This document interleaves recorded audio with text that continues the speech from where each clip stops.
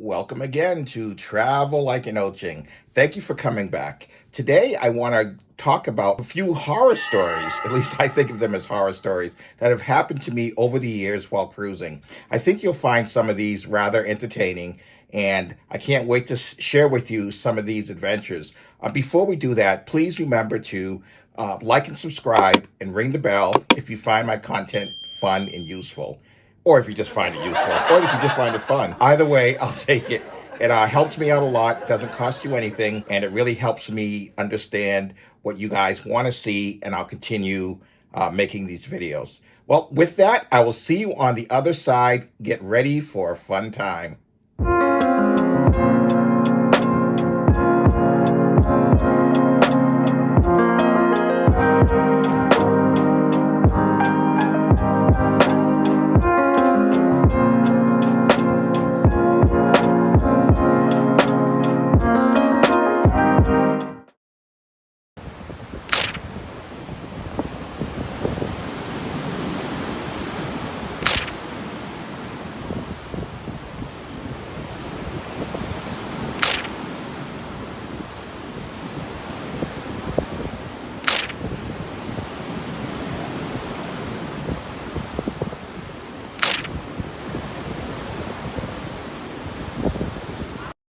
So, are you ready for me to spin some tall yarns?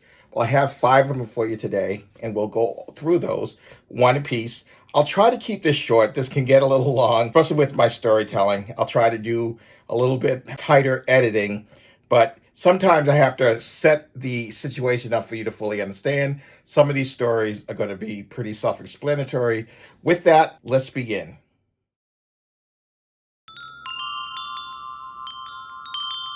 To set the stage, it was day one of the cruise. Quite often, once you get on the boat, sales of different services for the spa, for getting your drink package, for getting your internet package, all these things are happening on that first day. In this particular instance, I decided to take a tour of the ship spa. Usually, these type of higher end, at least the cruise lines consider these higher end services, the steam rooms, the dry and wet saunas, those types of access to those types of things, those are usually in the spa at a pretty hefty cost. But this particular cruise, they were having a sale. If I went every night, approximately $10 a night. So I thought that was a great deal. Well, there was a family with me. It was a mother, father, and a couple teenagers. And they decided to also partake in the package. So we were both really happy, and we looked at the saunas. There were three particular saunas. One sauna had almost like a eucalyptus minty type smell to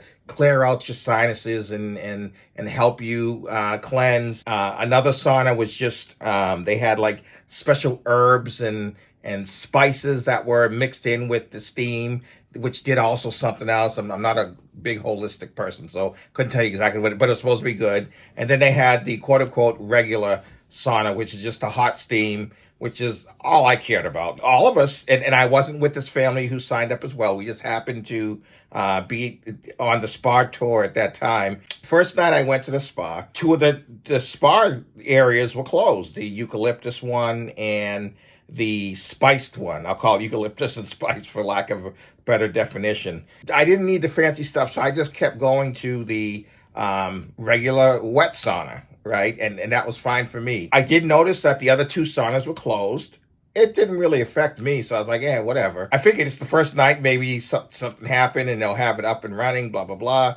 Long story short, 3 days into the cruise, those two other saunas were still closed. Now I'm like, that's kind of strange. Why are these down? And they sold this as something that, it's going to always be up. The fifth night in, I had come back across the folks who signed up with me on day one. They had a story to tell. They went to the spa management like on day two and made notice that the two spas that they wanted to go to weren't available. The wife wanted to use the eucalyptus one, and the husband wanted to use the spicy one, a spice one, and they weren't available. So they made note of that and said, listen, you promised a service here. You're not giving it to me. What are you going to do for me? Spa manager said, no, don't worry about it. It'll be fixed. Just a couple days, blah, blah, blah. That next day they came back and it wasn't fixed. So at this point, they requested a refund, very least, and it wasn't the end of the cruise. It wasn't like they waited to the end of the week. They pretty much came within 3 days. They came 2 days in to report it, and on that third day, they said, "Listen, we had enough. We want our money back." And Spa Management said no. This, of course, didn't go well. They went down to customer support, and there was a lot of arguments about whether they should get their money back. But at the end of the day, the cruise did decide that it was worth for them to get their money back. So that was a happy ending on that. Clearly, sometimes these things happen, and if you're not happy, you should report it right away. And they did, but even with them doing that, the spa manager just off the cuff just said, no, we're not going to do that. And it took them complaining, or I call it advocating for themselves, to make the situation right. So that is the lesson to this story. If you're not happy, speak up. If you still don't get resolution, escalate. Do it in a calm, professional manner, because I'm sure if they went off the cuff and they did some of the crazy things we're seeing in all these videos of these quote unquote Karens, sorry for all the Karens out there, let me speak to your manager and I demand, they would get nowhere. So what they did was they went to the manager of the spa, they took it as far as they could, and then they respectfully escalated to that next level and talked to ship management, who then agreed, and everyone saves face. The people who bought the package don't feel cheated, and they got their money back because they weren't getting what they promised. The spa manager doesn't feel embarrassed because they made the call that they weren't going to give the money back. There wasn't a big conflict, and the ship management made the call that after reviewing all the facts, it makes better sense for us to give these guests their money back. So all in all, it worked out. I don't know what you guys think about that story. Leave some comments in the comments below on any similar experience you've had, and let me know how it worked out. That's the end of that first one. Let's move to the second.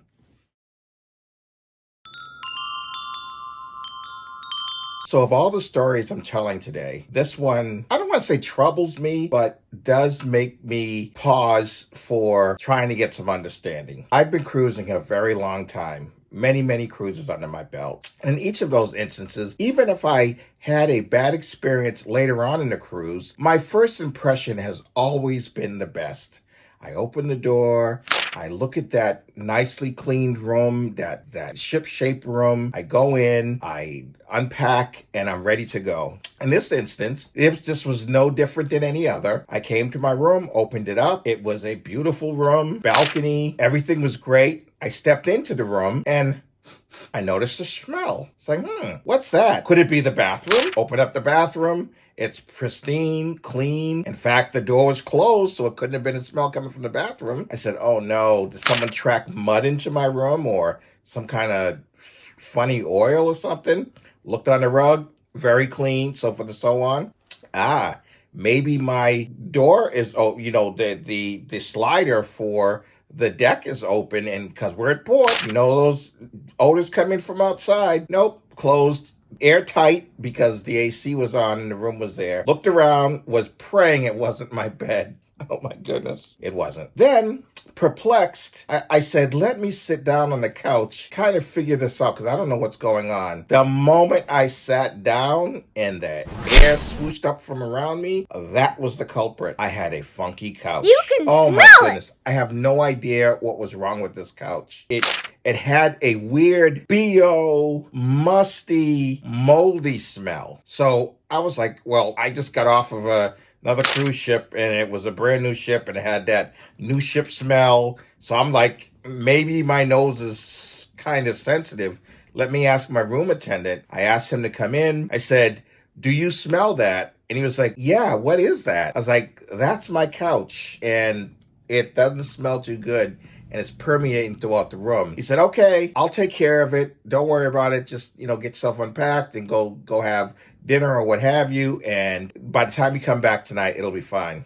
Went to dinner, came back, and I don't know if you've ever had someone who has like a natural body odor or a natural stench. Their solution to resolving that stench is to just put perfume on or cologne to try to cover up the stink. Now you have stink with a flowery smell to it. Not a good solution. This is what happened with my couch.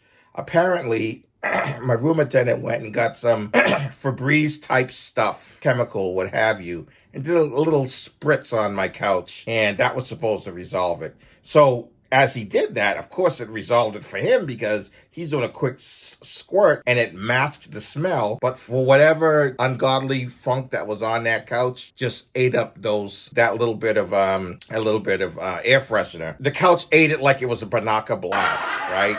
And then the funk just came back through. Went back into the room. It was horrible. Lived through it for the first night. Reported it the next morning. The guy said, "I'll take care of it again." Nothing happened. Second night, same thing. The whole day. Now, mind you, I'm okay with this a little bit because I'm not in the room. I'm like, okay, my room attendant's taking care of this. By the time I get back, I won't have to worry about it. But each time I came back, it got progressively worse. And I just didn't know what was going on. This happened for several days. On day 3, I had to complain. I said, listen, this isn't working. Whatever you're doing is not working. And I really need you guys to either take the couch out of the room or get it steam cleaned. Either one, I want it done tonight. Yeah, we'll take care of it. Don't worry about it, blah, blah. Day 3 goes by, same funk. Day 4 goes by, same funk. So at this point, now it's day 5. It's a 7-day cruise. So the majority of my time was spent in this funky room after, having a balcony room. I upgraded my accommodations, yet I'm not satisfied. And it wasn't like I wasn't saying anything. My room attendant was aware of it. So finally, he called his supervisor up to come to the room. Supervisor comes up and I said, "Got a funky couch. Can you help me with it?" He's like, "Well, I don't smell anything." I said, "Go ahead and smell that couch." He went down and kind of did a whiff. He said, "Well, I don't smell anything. It doesn't seem that bad." I said, if it doesn't seem that bad, why don't you get the room attendant in here and he'll tell you how bad it is. "Oh, no need to worry about that. We'll just have this steam cleaned." I said, "You guys were supposed to do this several days ago." "Well, now that I'm involved, supervisor, I'll get it steam cleaned." "Good, please do that." Came back, and this time I came back in the afternoon, and I came back to the room, and there was this big fan in there, and they had scrubbed the couch. They did an excellent job. I couldn't smell it anymore.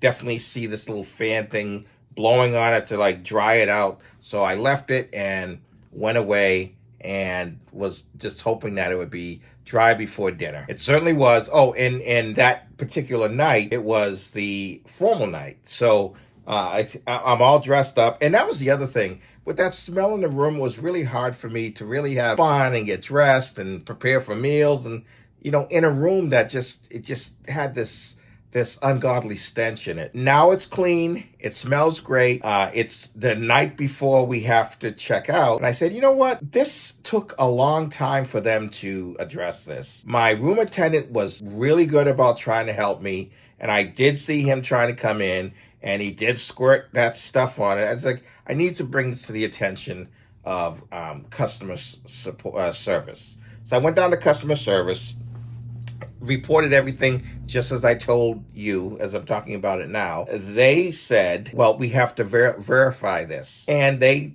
proceeded to call the supervisor who came from wherever he was in the ship. And mind you, I know how busy these guys are. So the fact that they had to come down to resolve this bill thing, I'm sure he wasn't too happy because I know he had a lot of work. He comes down, he remembered me, and then he proceeded to say to the person behind the keyboard, "Yeah, I went to the room, I didn't smell anything, but we cleaned his couch for him anyway." I was like, whoa, hold up. Wait a minute. This isn't my word against yours, and it's not like I'm making up the funk. Call down my room attendant. He smelled it like I did. And then the clerk said, "Okay, you know what? Don't even worry about it. We apologize for this happening. We're going to give you a credit for your account.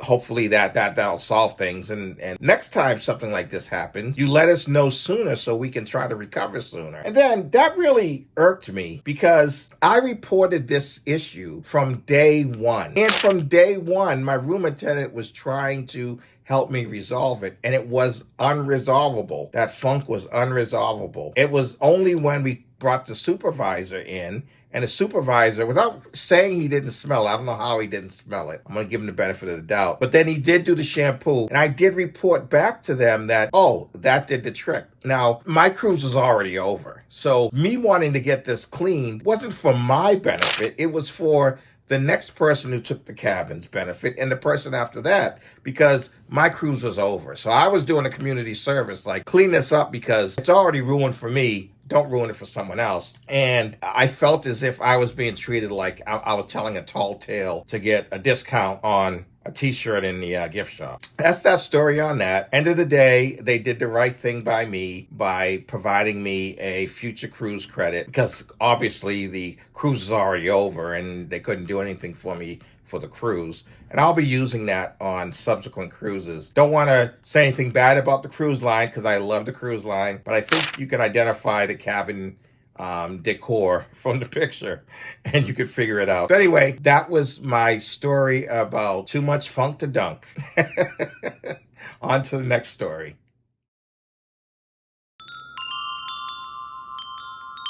This next one frustrates me more than anything else. I really felt the pain of the parents who were dealing with this particular horror story. What happened was I was looking to sign up for a excursion on shore, and I went to the excursion desk.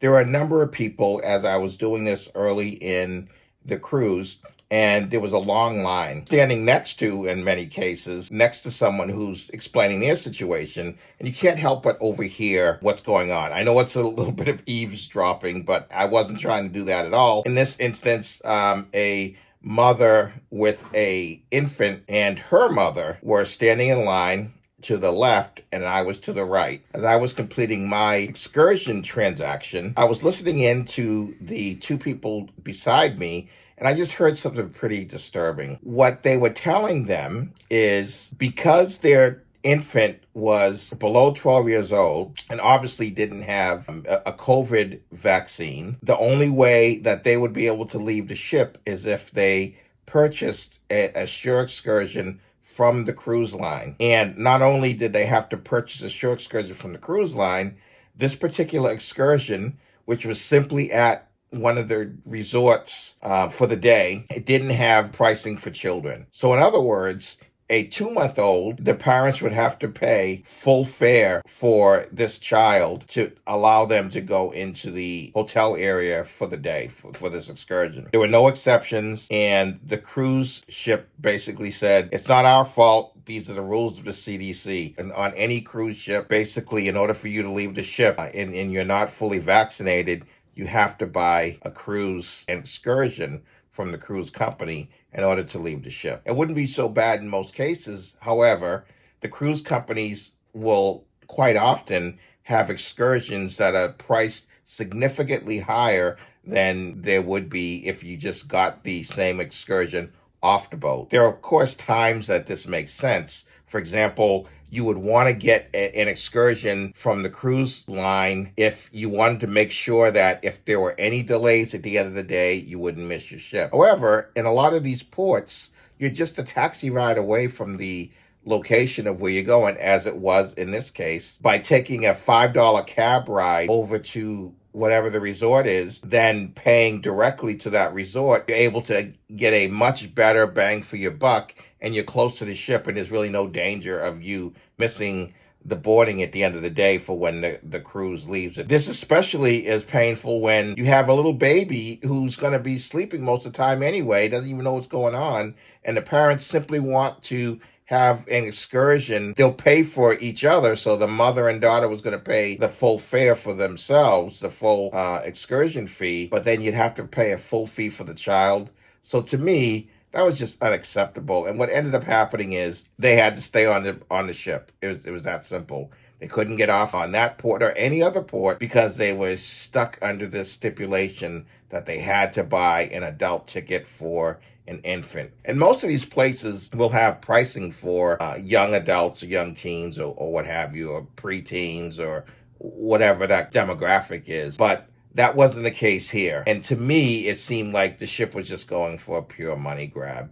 My opinion, I'm sure, others out there have a different view of that. But that was, to me, definitely a horror story. I remember when I was bringing my daughters on to cruises when they were really young. Every place that we went that required us to buy the excursion from the cruise company, they at least had pricing for that age range. I never had to pay full adult pricing for them, which if I did, I definitely would not have gone off the boat either. We would just stayed on the ship and had fun. That's a short one for you. I really can't wait. The end of this story for me is I just can't wait for this COVID stuff to get over with and we can start living a more normal life. I'm not trying to get political here or say anything that's controversial. And if people just did the right thing, got their shots, did what they needed to do, and had they done that way back when, we would be over this by now. Now, mind you, if you want to look at a historical perspective, the Spanish flu was around for 8 years. We're barely in year two. We're well into year 2, and look at all the turmoil this is causing. And remember, when the Spanish flu happened, we didn't have the technology that we have today. On to the next story. Hope you enjoyed that one.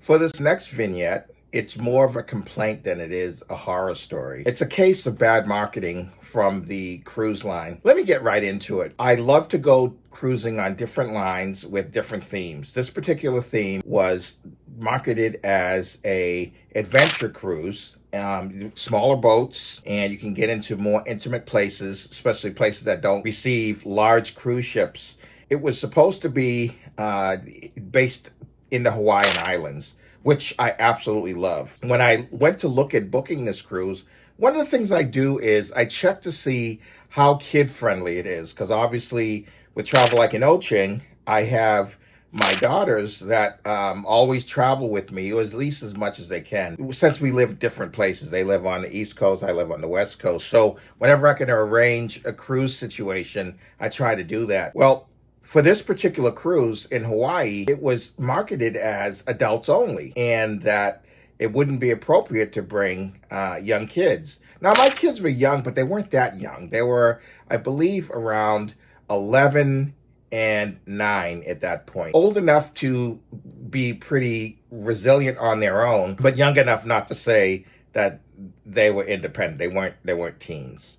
So I understood that. I booked the cruise. I was happy to do it because it was a great cruise. Hawaii, watching whales and feeding stingrays and, throwing fish to dolphins, all that great stuff, walking up volcanoes and all the great things you do in Hawaii. I get to the cruise and come to find out there was not only a family there, but there was a family with multiple generations. There was a toddler, there were kids, my kids' age, there was a teenager, not to mention the parents and their parents who actually paid for that family to go on the cruise. This made me angry, of course, because had I known that that was an option, I would have certainly included my daughters on that trip. Not to mention, when I talked about that trip to my daughters when I came back, they were mad at me because they said, well, why didn't you just automatically consider us? I'm not calling that a horror story as much as a story of disappointment and bad marketing on the cruise line's behalf. Great cruise, loved it. I will certainly use that line again. I certainly wished I knew that they allowed kids, because I would have brought mine along and they would have greatly appreciated that type of cruise. That's a short one, but I think an important one. Not quite a horror story, but a story of disappointment. So on to the next one.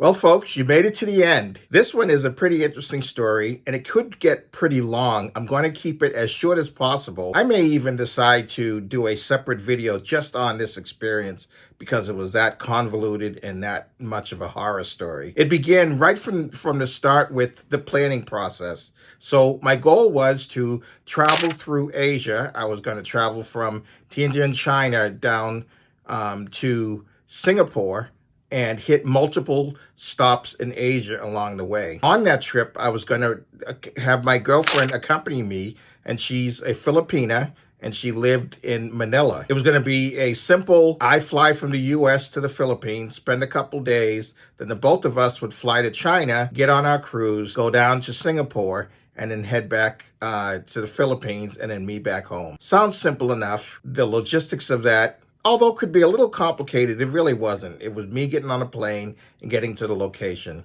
Mind you, I had already paid for the cruise, all travel connections, and all the logistics involved with the both of us trying to get this cruise done. The problems started right from the beginning. Everything seemed smooth on my trip over to the Philippines. I got to the Philippines without an issue. I got through customs, not a problem. Met up with my girlfriend, and at that point we found out that she had not received her travel visa to China yet. We had one opportunity to get to the Chinese embassy and to get this resolved. Unfortunately, the day that I came in was the day of the beginning of the Chinese holidays, so the embassy closed early. Well, what did that mean? Well, that meant that she didn't have a travel visa, and unfortunately, she was unable to accompany me on the cruise. So that's part one of the bad nightmare that I had to endure. Not to mention that I had already arranged with the cruise company who was going to be in the cabin, which was the both of us, and because of that, all the fees and costs for her traveling were unreimbursable at this point. She just wasn't going to make the cruise. In addition, we had made plans to meet up after the cruise for about a week in Singapore, which was fine. You know, you got a plan B. And I would go on the cruise by myself, and we would catch up once I returned. And this is where part two of the nightmare begins. In planning my airfare to Tianjin, I stopped off at a midway point. I'm sorry, I don't remember the airport's name. It was a Chinese airport in between Manila and Tianjin. And when I originally booked this flight, I asked specifically, how was I going to get to Tianjin? And the travel agent told me the easiest way to do this is to go to this first airport in China. Again, don't remember the name of it. Simply make your way to the other airport and then catch a flight. Don't worry, you have 8 hours an 8-hour gap between your flights. You'll be fine. Go ahead and book it. That's the cheapest way to do that. I was naive and said, sure, no problem. What else? You know, I'm a traveling veteran. I have no issues with traveling by myself, and I should be able to make that. That shouldn't be a problem. Well, it couldn't be further from the truth. Number one, I'm an American traveling in China. Not to mention that when I travel, I tend to not carry cash with me. I know that seems kind of weird, but I carry my credit cards, and everywhere I've been up to this point, I'm able to find an ATM machine or a credit card machine where I can get a cash advance. It's not the cheapest way to travel, of course, because of the finance fees, but it's the safest way for me because at least I know no matter where I'm at, I have cash, or at least I have access to cash, and I don't have to worry about getting robbed, because if they steal my credit cards, I can easily just call and have those turned off. So I thought it was pretty safe. That was a wrong assumption. When I got to the first airport that I was landing in, first thing I noticed it was that everything was a cash only environment. And this is at the airport. I mean, this is supposed to be a modern place, but they required cash. On top of that, the machines that exchange the cash in the airport, a lot of them were closed. I'm not saying they were all closed, and it depends on what area of the airport you were in, but I was challenged because my flight was late. The shuttle, I had multiple ways of getting to the next airport. I could take a bus, I could take the shuttle that they provided, I could take rail, I could do some combination of all of that. And I felt pretty confident because I'm like, okay, this is a pretty modern city. You know, who doesn't have an Uber or a Lyft or a Grab? You know, this is going to be a piece of cake. What I didn't factor in is my assumption that everywhere in the world they speak English. I've been fortunate because in most places I've been traveling to, the majority of people did speak English, or at least enough English so I can get by. When I got to China and got off the plane, that was the last bit of English I heard for a long, long time. So now I'm standing there. Not many people even tried to talk English to me, or they couldn't. At least they said they couldn't. Even when I was trying to point to where I needed to be, it was just hard to communicate. So I did see signs for where the shuttle vehicles were, the shuttle buses were. So I started to make my way towards that. Of course, when I get there, the person was totally unhelpful and couldn't speak English. Now, it's my fault too, because I couldn't speak Mandarin or any other dialect or even partly communicate. So that's my fault too. I'm not going to blame them. But I'm figuring if they're working at an airport, you got to at least be able to point to some type of translation resources. They could care less. Found out that this airport connected with their shuttle to a different airport than the one I was going to. So again, my ignorance of understanding how big China actually is, they have multiple airports within a certain radius. So there are multiple places that you can go. So that was another mistake. Then I found out that I didn't have 8 hours to get to my plane. I had 4 hours to get to my plane. For whatever reason, the schedule was messed up or accelerated or what have you, but I had 4 hours. At that point, I said, okay, I'm just going to hop on a bus. Went to the bus terminal, and they told me that cash only. Well, they pointed to cash only because none of us could speak to one another in any way, shape, or form. Didn't have any cash, was trying to figure out how I could get cash, going around, very panicky. Someone was nice enough to give me the cash to get on the bus, to get to the airport. And I said, that's great. Hop on the bus, very grateful, wanted to leave my name and phone number, so forth and so on. And they were like, no, just get on your bus. You're a tourist, beat it, right? And I get it. I was just a tourist who was stuck. And they were nice, so I get on the bus. I'm noticing that the traffic that we were in was so bad. I was like, there's no way I'm going to make this flight. And sure enough, about 3.5 hours in, we had only gone about 10 miles. The other airport was about 30 miles away, and I realized that I wasn't going to make it. Mistake number 2. So I missed the flight for that day. The other mistake was when I got on this bus, my assumption was the bus was going to take me directly to the airport. That didn't happen. What it did was it took me to a substation where there were several other buses going to other locations, not just airports, right?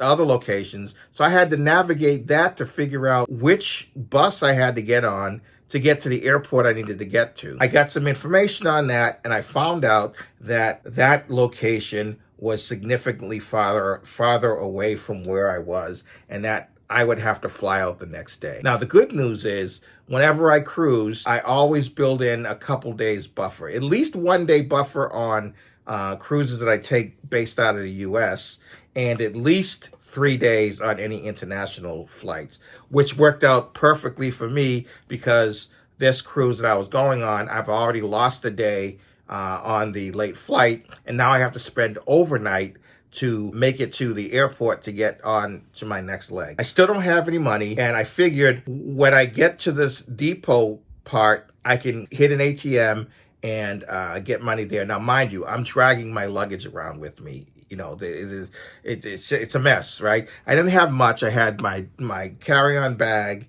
and a personal bag, but they were pretty heavy because the cruise is going to be a while, and I was also traveling internationally. So I packed some dense things in my luggage so I could make a go at it during the whole time. I didn't want to have to worry about having clothes or things that I needed for the trip. I'm now at this sub place, this whatever, and they told me that I would have to come back because it was closing down, and I'd have to find a place to stay. And I asked the person who had limited English, and of course I had zero language skills of their language. They basically said you should get an Airbnb. So I looked up on my phone. I found an Airbnb right in the neighborhood. I thought, okay, this is going to be pretty easy. I looked at the map.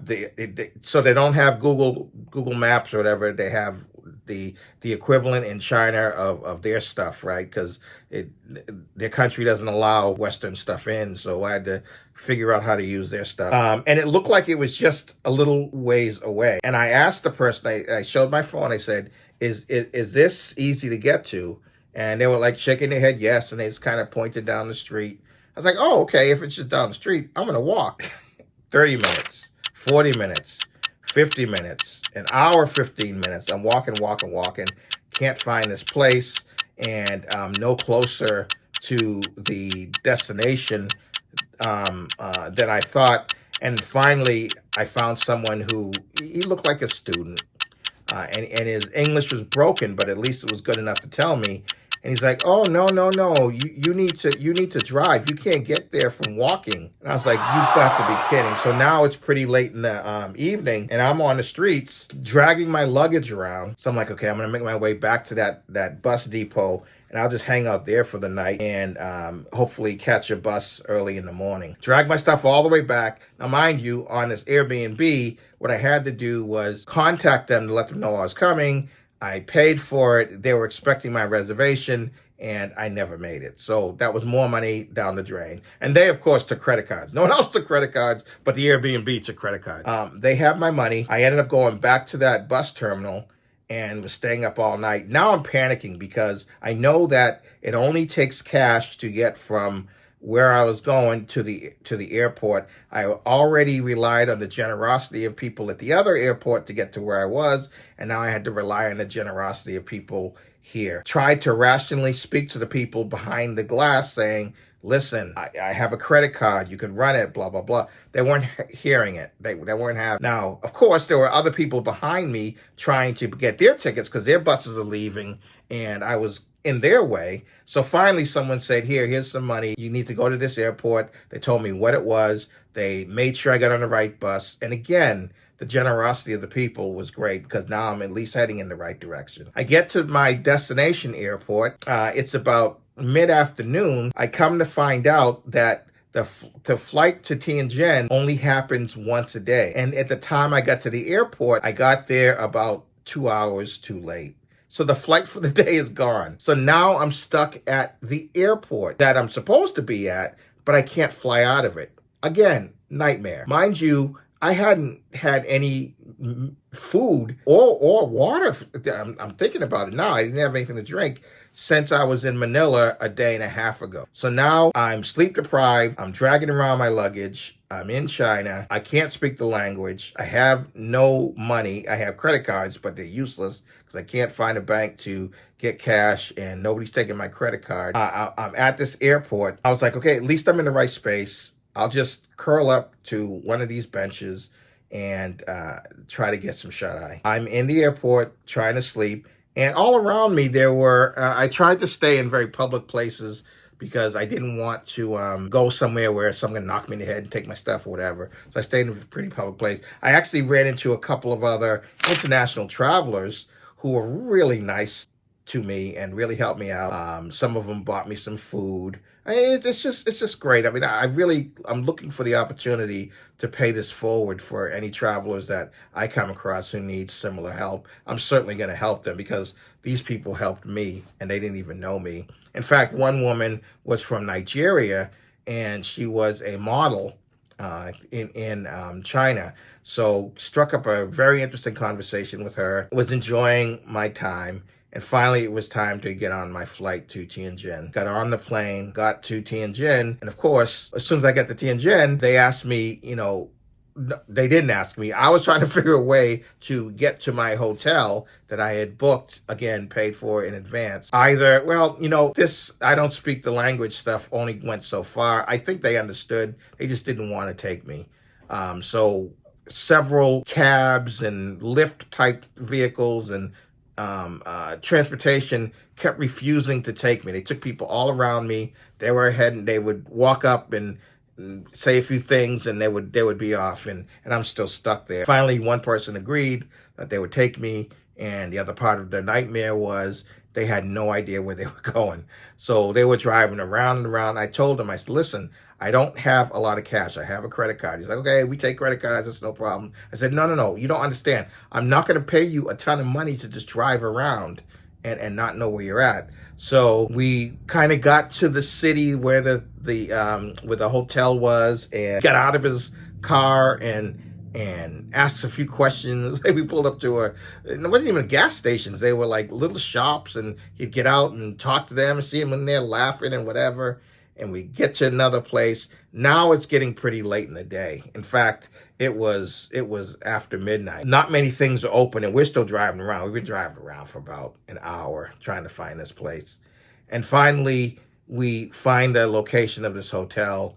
I get to the hotel, and at least at the hotel, the one thing I can say about the hotel, it was a beautiful hotel, great accommodations, and I was able to arrange a ride from the hotel to my ship. Long story short, this was a nightmare commute, nightmare in the planning. Lost a lot of money because I had to prepay for a lot of stuff that just didn't come to fruition, and ended up going on the cruise. The great news about this is I was able to rendezvous with my girlfriend in Singapore, and we had a lovely end of the vacation time together, and that worked out. But everything up to that point was just kind of disastrous. The cruise was miserable because I was on it alone. I travel alone a lot, but this cruise was supposed to be for the both of us, and that just didn't happen. So that's basically everything on that story. Total nightmare, but I enjoyed the experience, and the positive thing I take from that is no matter where you're at in the world, no matter what trouble you're in, there are people who are willing to help. It wasn't just one or two people. I mean, person after person after person at each juncture where I got stuck was willing to help me get to where I needed to go. That's what I have to say about that one.